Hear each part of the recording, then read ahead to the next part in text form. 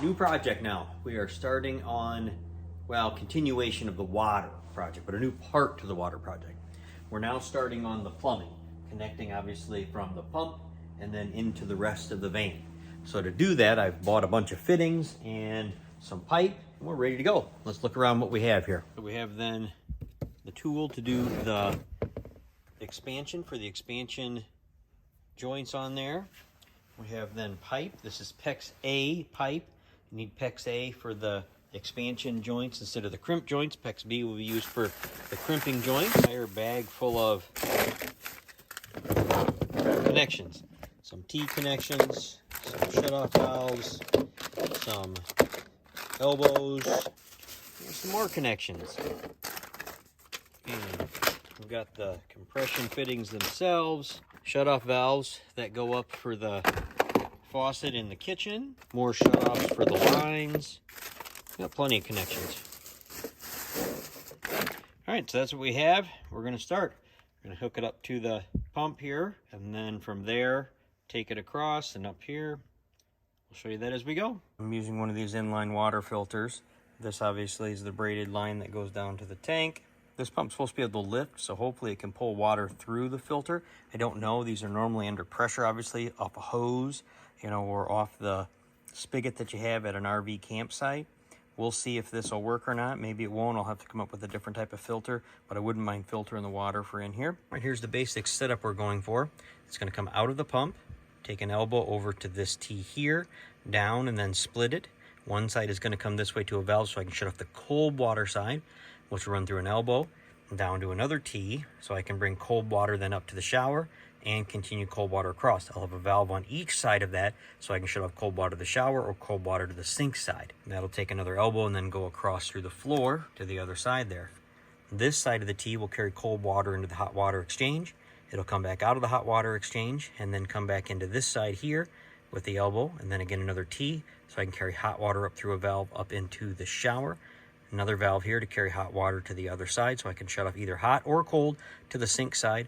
I can shut off hot or cold to the shower side, or all of the cold or all of the hot, or all of the water going to the heat exchanger.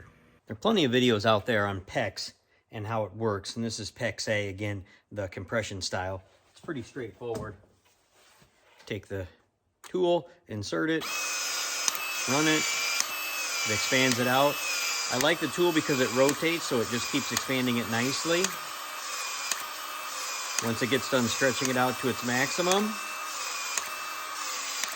you have then a few minutes to then go and add this to the line. Basically just stick it in there. It just pushes in there, and then it starts contracting immediately. As it contracts, then it tightens down around there and holds on to it. PEX A has a little different barb here than PEX B, the compression, or the type you just crimp on only, or the shark bite ones. This compression one, again, works this PEX A, which has a little different fitting there. It's pretty easy to use. The tool makes it easy. They make handheld ones, but this one just makes it easy. You pull the trigger, it stretches it out, and put it together one little piece at a time. Okay, we've got the plumbing installed, at least as far as I can go at this moment. Again, just to kind of recap, we come off of the pump down to a T. The T takes it this way, which will go to the hot water exchange over here, and then we'll come back into this line here for hot water.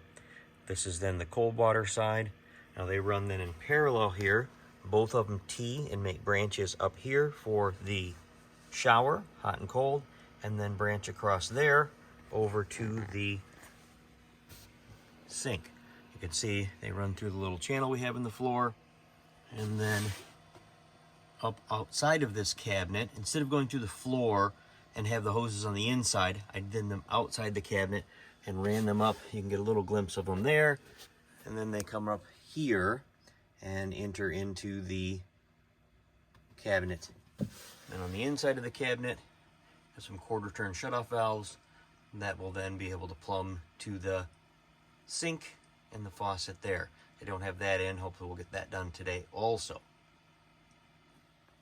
Here's the wiring I have stubbed out for the water pump, and that's because initially I was going to have the water pump here in this area because the tank is literally right below there, and that will give the shortest draw or shortest pull for the water to come out of the tank. I decided, however, that this was not as accessible as I would like it because we're going to have a panel to close this off. So I decided I wanted to have all of the water fixtures and everything contained to this area here because this is where the Comfort Hot and so forth is. That way all the water is here. And because this opening here will be open all the time, all I have to do then is open the door and I'll be able to see all of this and inspect it, look for leaks, easy access to the shutoffs without having to do anything except for open the back door. So it made more sense to do that. So now I'm going to have to extend out the wiring here. I've got to take it up to a switch either way, so I've got to put extensions on it no matter what. So we'll start working on that next. So the wiring is done now. You can see that it was over on this side here. I've extended the wire out all the way to here. Now the switches that I use require a ground for the light. So we'll run a ground and a power up and then another power down. This is power here. The ground comes across then. I don't use the same ground going up to the wire, I just use the ground, and then I don't have to run two wires back up and down. Ground then comes across, joins back up here together, and use a nice weather pack connector for power and ground there. Now the water pump is live, and here's the switch. So I put the switch in here, you can hear it running. When it's on, the light's on to help remind you. Other than that, it's off. And then you can hear this is built pressure. Now I'm working on installing the faucet into the sink. Here's the faucets that we're going to use. We did this one in particular because instead of coming back down, it kind of goes more straight out, so we have more room to put things underneath without getting it to be too tall, which then might interfere with the upper cabinet when we put it in. This is then a spout, obviously, so you can still spray, and that's what we have. There's a little rubber washer that goes on here. I have the rubber washer in. Now we feed the rest through the opening.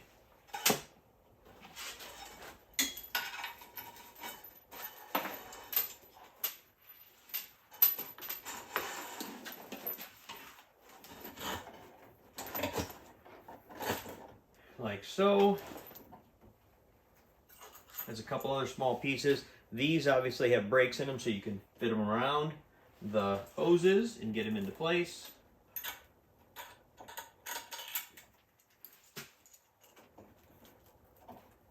Once you get them there, this one threads on. This is what helps hold it in place. You can tighten this down so much, and then you tighten the set screws to get it to tighten that extra little bit. So that's showing up decently on the camera. I'll come in and show a close-up here just in a second.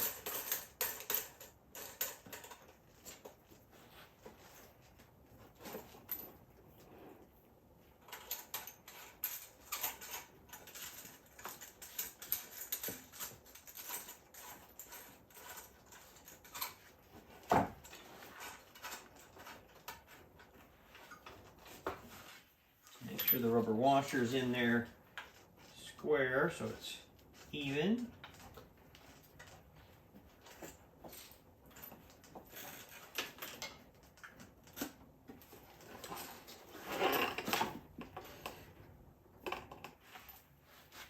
Line the control up evenly also, and then tighten that down.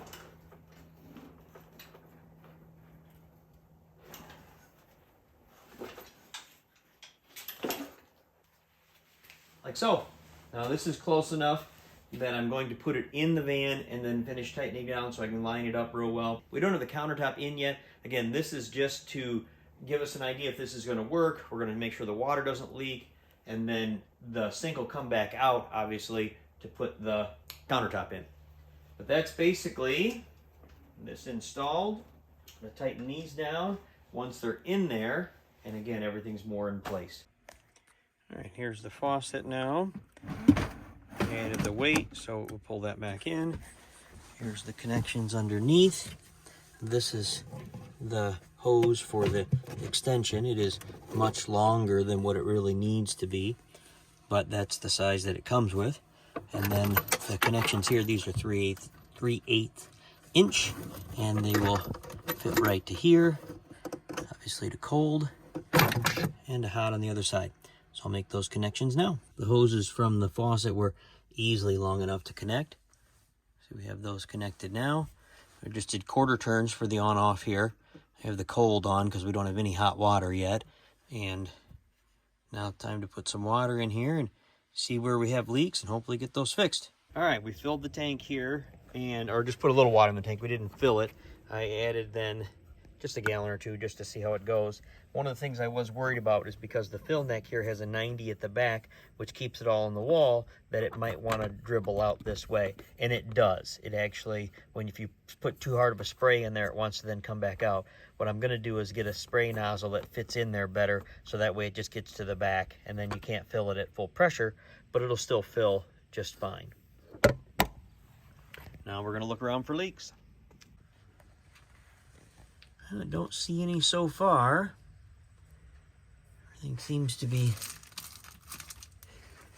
sealed up okay here. Don't feel any water, at least. So far, so good. I added a little extension on there. Then when I can push this all the way in, it seals well enough that I can get it to run through there. It dribbles just a little bit depending on how you're holding it, but really it does a pretty good job then of filling without making a mess. So a regular hose or just this attachment on our flexible hose takes care of that.